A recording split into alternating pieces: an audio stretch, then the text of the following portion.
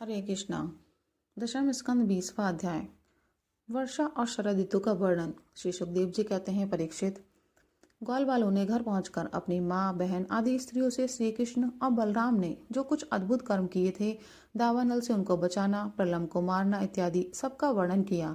बड़े बड़े बूढ़े गोप और गोपियां भी राम और श्याम की अलौकिक लीलाएं सुनकर विस्मित हो गईं।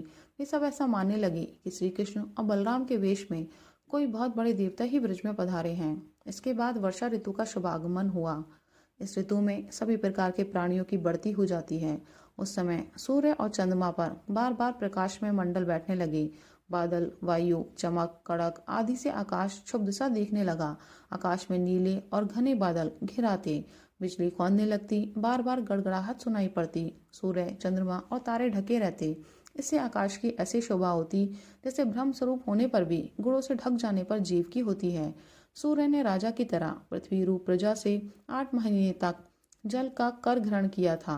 अब समय आने पर वे अपनी किरण करों से फिर उसे बांटने लगे। जैसे दयालु पुरुष जब देखते हैं कि प्रजा बहुत पीड़ित हो रही है, तब वे दया परवश होकर अपने जीवन प्राण तक निछावर कर देते हैं, वैसे ही बिजली की चमक से शोभायमान घनघोर बादल तेज हवा की प्रेरणा से प्राणियों के कल्याण के लिए अपने जीवन स्वरूप जल को बरसाने लगे। जेठ आषाढ़ की गर्मी से पृथ्वी सूख गई थी। अब वर्षा के जल से सिंचकर वह फिर हरी भरी हो गई। जैसे सकाम भाव से तपस्या करते समय पहले तो शरीर दुर्बल हो जाता है, परंतु जब उसका फल मिलता है तब हष्ट पुष्ट हो जाता है।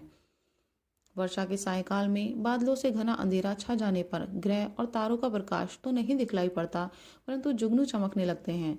जैसे कलयुग में पाप की प्रबलता हो जाने से पाखंड मतों का प्रचार हो जाता है और वैदिक संप्रदाय लुप्त हो जाते हैं। जो मेंढक पहले चुपचाप सो रहे थे, अब वे बादलों की गरज सुनकर टर टर करने लगे। जैसे नित्य नियम से निर्वृत्त होने पर गुरु के आदेश अनुसार ब्रह्मचारी लोग वेद पाठ करने लगते हैं। छोटी छोटी नदियां जो जेठ आषाढ़ में बिल्कुल सूखने को आ गई थी, वे अब उमड़ घुमड़ कर अपने घेरे से बाहर बहने लगी। जैसे अजितेंद्रिय पुरुष के शरीर और धन संपत्तियों का कुमार्ग में उपयोग होने लगता है। पृथ्वी पर कहीं कहीं हरी हरी घास की हरियाली थी, तो कहीं कहीं वीर बहुटियों की लालिमा और कहीं कहीं बरसाती छत्तों के कारण वह सफेद मामूल मालूम देती थी। इस प्रकार उसकी ऐसी शोभा हो रही थी मानो किसी राजा की रंग बिरंगी सेना हो। सब खेत अनाजों से भरे पूरे लहलहा रहे थे। उन्हें देखकर किसान तो मारे आनंद के फूले न समाते थे, परंतु सब कुछ प्रारब्ध के अधीन है। यह बात न जानने वाले धनियों के चित्त में बड़ी जलन हो रही थी कि अब हम इन्हें अपने पंजे में कैसे रख सकेंगे। नए बरसाती जल के जीवन से सभी जलचर और थलचर प्राणियों की सुंदरता बढ़ गई थी। जैसे भगवान की सेवा करने से बाहर और भीतर के दोनों ही रूप सुघड़ हो जाते हैं। वर्षा ऋतु में हवा के झोंकों से समुद्र एक तो यूं ही उत्ताल तरंगों से युक्त हो रहा था, अब नदियों के संयोग से वह और भी क्षुब्ध हो उठा।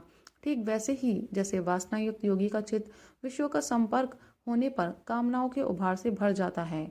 मूसलाधार वर्षा की चोट खाते रहने पर भी पर्वतों को कोई व्यथा नहीं होती थी। जैसे दुखों की भरमार होने पर भी उन पुरुषों को किसी प्रकार की व्यथा नहीं होती जिन्होंने अपना चित्त भगवान को ही समर्पित कर रखा है। जो मार्ग कभी साफ नहीं किए जाते थे वे घास से ढक गए और उनको पहचानना कठिन हो गया।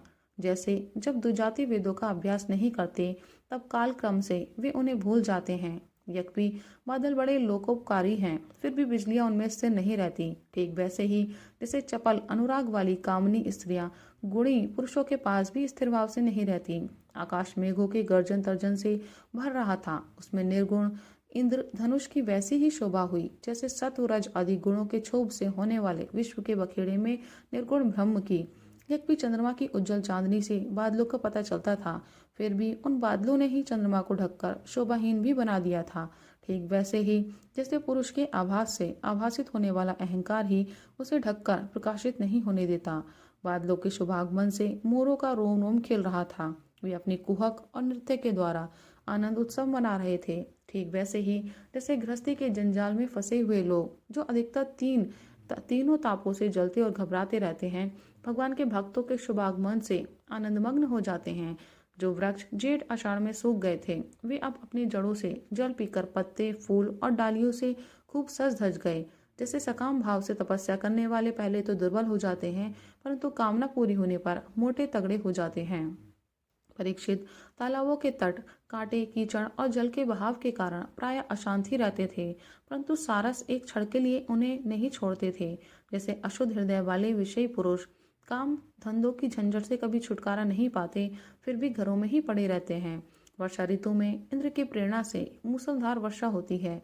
इससे नदियों के बांध और खेतों की मेड़ें टूट फूट जाती हैं। जैसे कलयुग में पाखंडियों की तरह तरह के मिथ्या मतवादों से वैदिक मार्ग की मर्यादा ढीली पड़ जाती है। वायु की प्रेरणा से घने बादल प्राणियों के लिए अमृत में जल की वर्षा करने लगते हैं। जैसे ब्राह्मणों की प्रेरणा से धनी लोग समय समय पर दान के द्वारा प्रजा की अभिलाषाएं पूर्ण करते हैं। वर्षा ऋतु में वृंदावन इसी प्रकार शोभायमान और पके हुए खजूर तथा जामुनों से भर रहा था।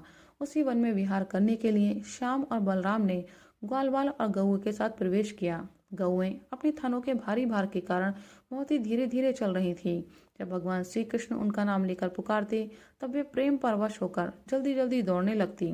उस समय उनके थनों से दूध की धारा गिरती जाती थी।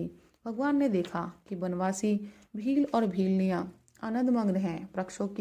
वृक्षों की पंक्तियां मधुधारा उड़ेल रही है। पर्वतों से झरझर करते हुए झरने झर रहे हैं। उनकी आवाज बड़ी सुरीली जान पड़ती है। और साथ ही वर्षा होने पर छिपने के लिए बहुत सी गुफाएं भी हैं। जब वर्षा होने लगती, तब श्री कृष्ण कभी किसी वृक्ष की गोद में या खोड़र में जा छिपते, कभी कभी किसी गुफा में ही जा बैठते और कभी कंद मूल फल खाकर ग्वाल वालों के साथ खेलते रहते। कभी जल के पास ही किसी चट्टान पर बैठ जाते और बलराम जी तथा ग्वाल वालों के साथ मिलकर घर से लाया हुआ दही भात, दाल, शाक आदि के साथ खाते।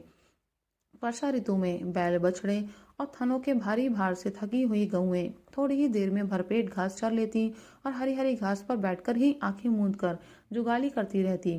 वर्षा ऋतु की सुंदरता अपार थी। वह सभी प्राणियों को सुख पहुंचा रही थी। इसमें संदेह नहीं है कि वह ऋतु गाय, बैल, बछड़े सब के सब भगवान की लीला के ही विलास थे। फिर भी उन्हें देखकर भगवान बहुत प्रसन्न होते और बार बार उनकी प्रशंसा करते। इस प्रकार श्याम और बलराम बड़े आनंद से ब्रज में निवास कर रहे थे। इसी समय वर्षा बीतने पर शरद ऋतु आ गई। अब आकाश में बादल नहीं रहे, जल निर्मल हो गया। वायु बड़ी धीमी गति से चलने लगी। शरद ऋतु में कमलों की उत्पत्ति से जलाशय के जल ने अपनी सहज स्वच्छता प्राप्त कर ली। ठीक वैसे ही जैसे योग भ्रष्ट पुरुषों का चित्त फिर से योग का सेवन करने से निर्मल हो जाता है, शरद ऋतु ने आकाश के बादल, वर्षा काल के बड़े हुए जीव, पृथ्वी की कीचड़ और जल के मटमैलेपन को नष्ट कर दिया। जैसे भगवान की भक्ति ब्रह्मचारी, गृहस्थ, वानप्रस्थ और सन्यासियों के सब प्रकार के कष्टों और अशुभों को झटपट नाश कर देती है। बादल अपने सर्वस्व जल का दान करके उज्जवल कांति से सुशोभित होने लगे। ठीक वैसे ही जैसे लोक परलोक, स्त्री पुत्र और धन संपत्ति संबंधी चिंता और कामनाओं का परित्याग कर देने पर संसार के बंधन से छूटे हुए परम शांत सन्यासी शोभायमान होते हैं। अब पर्वतों से कहीं कहीं झरने झरते थे और कहीं कहीं वे अपने कल्याणकारी जल को नहीं भी बहाते थे। जैसे ज्ञानी पुरुष समय पर अपने अमृत में ज्ञान का दान किसी अधिकारी को कर देते हैं और कब किसी किसी को नहीं भी करते। छोटे छोटे गड्ढों में भरे हुए जल के जलचर यह नहीं जानते कि इस गड्ढे का जल दिन पर दिन सूखता जा रहा है। जैसे कुटुंब के भरण पोषण में भूले हुए मूढ़ यह नहीं जानते कि हमारी आयु क्षण क्षण क्षीण हो रही है। थोड़े जल में रहने वाले प्राणियों को शरतकालीन सूर्य के प्रखर किरणों से बड़ी पीड़ा होने लगती। जैसे अपनी इंद्रियों के वश में रहने वाले कृपण एवं दरिद्र कुटुंबी को तरह तरह के ताप सताते ही रहते हैं। पृथ्वी धीरे धीरे अपना कीचड़ छोड़ने लगी और घास पात धीरे धीरे अपनी कचाई छोड़ने लगी। ठीक वैसे ही जैसे विवेक संपन्न साधक धीरे धीरे शरीर आदि अनात्म पदार्थों से यह मैं हूँ और यह मेरा है, यह अहंता और ममता छोड़ देते हैं। शरद ऋतु में समुद्र का जल स्थिर, गंभीर और शांत हो गया। जैसे मन के निसंकल्प हो जाने पर आत्माराम पुरुष कर्म कांड का झमेला छोड़कर शांत हो जाता है। किसान खेतों की मेड़ मजबूत करके जल का बहना रोकने लगे। जैसे योगी जन अपनी इंद्रियों को विषय की ओर जाने से रोककर प्रत्याहार करके उनके द्वारा क्षीण होते हुए ज्ञान की रक्षा करते हैं। शरद ऋतु में दिन के समय बड़ी कड़ी धूप होती, लोगों को बहुत कष्ट होता, परंतु चंद्रमा रात्रि के समय लोगों का सारा संताप वैसे ही हर लेते जैसे देह अभिमान से होने वाले दुख को ज्ञान और भगवद विरह से होने वाले गोपियों के दुख को श्री कृष्ण नष्ट कर देते हैं। जैसे वेदों के अर्थ को स्पष्ट रूप से जानने वाला सत्व गुणी चित्त अत्यंत शोभायमान होता है, वैसे ही शरद ऋतु में रात के समय मेघों से रहित निर्मल आकाश तारों की ज्योति से जगमगाने लगा। परीक्षित, जैसे पृथ्वी तल में यदुवंशियों के बीच यदुपति भगवान श्री कृष्ण की शोभा होती है, वैसे ही आकाश में तारों के बीच पूर्ण चंद्रमा सुशोभित होने लगा। फूलों से लदे हुए वृक्ष और लताओं में होकर बड़ी ही सुंदर वायु बहती। वह न अधिक ठंडी होती और न अधिक गर्म। उस वायु के स्पर्श से सब लोगों की जलन तो मिट जाती, परंतु गोपियों की जलन और भी बढ़ जाती, क्योंकि उनका चित्त उनके हाथ में नहीं था। श्री कृष्ण ने उसे चुरा लिया था। शरद ऋतु में गौएं, हरिणियां, चिड़ियां और नारियां ऋतुमती संतान उत्पत्ति की कामना से युक्त हो गईं तथा सांड, हरिण, पक्षी और पुरुष उनका अनुसरण करने लगे। ठीक वैसे ही जैसे समर्थ पुरुष के द्वारा की हुई क्रियाओं का अनुसरण उनके फल करते हैं। परीक्षित, जैसे राजा के शुभागमन से डाकू चोरों के सिवा और सब लोग निर्भय हो जाते हैं, वैसे ही सूर्योदय के कारण कुमुदनी के अतिरिक्त और सभी प्रकार के कमल खिल गए। उस समय बड़े बड़े शहरों और गांवों में नवान्न प्राशन और इंद्र संबंधी उत्सव होने लगे। खेतों में अनाज पक गए और पृथ्वी भगवान श्री कृष्ण तथा बलराम जी की उपस्थिति से अत्यंत सुशोभित होने लगी।